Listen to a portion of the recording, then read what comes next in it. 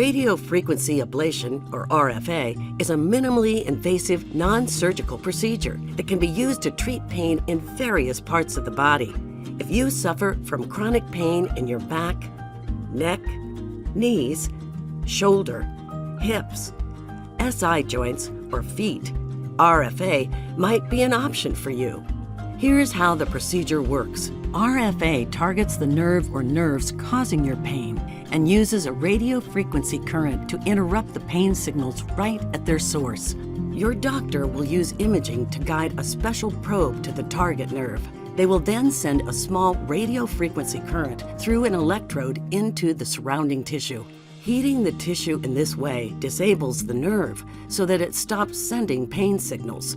During the procedure, your doctor will target a number of nerves based on your unique therapy needs.